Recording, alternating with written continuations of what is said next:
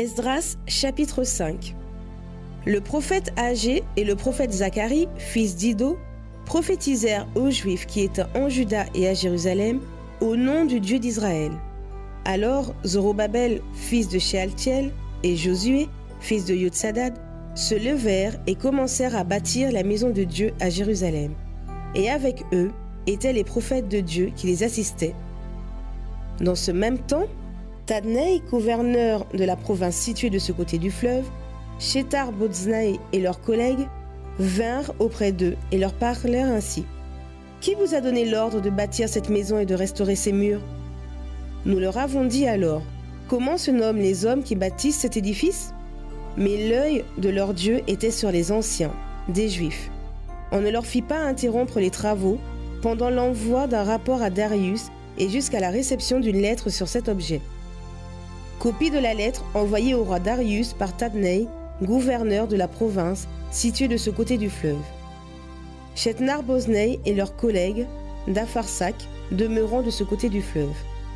Ils lui adressèrent un rapport ainsi conçu. Au roi Darius, paix parfaite. Que le roi sache que nous sommes allés dans la province de Juda jusqu'à la maison du grand Dieu. On l'a bâtie en pierre de taille et on pose le bois dans les murs. Le travail se fait avec soin et réussit entre leurs mains. Nous avons interrogé les anciens et nous leur avons parlé. Qui vous a donné l'ordre de bâtir cette maison et de restaurer ses murs? Nous leur avons aussi demandé leurs noms pour te les faire connaître en mettant par écrit les noms des hommes qui sont à leur tête. Voici la réponse qu'ils nous ont faite.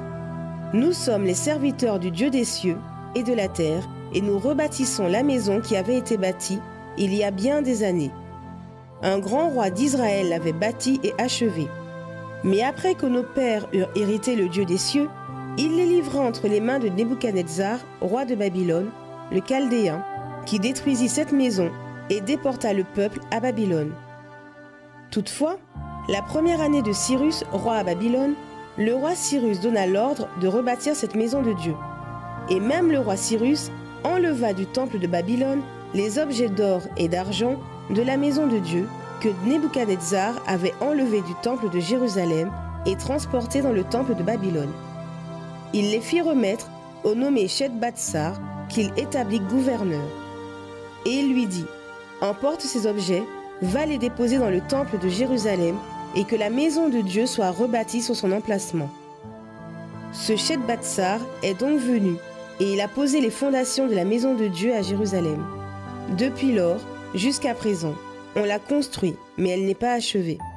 Maintenant, si le roi le trouve bon, que l'on fasse des recherches au dépôt des archives du roi à Babylone pour voir s'il y a eu de la part du roi Cyrus un ordre donné pour rebâtir cette maison de Dieu à Jérusalem.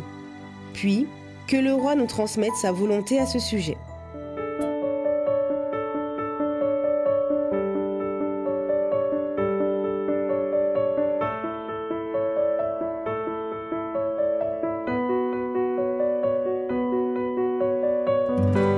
C'était votre lecture quotidienne de la Bible proposée par le Centre Média Adventiste, disponible en replay sur cma.adventiste.pf.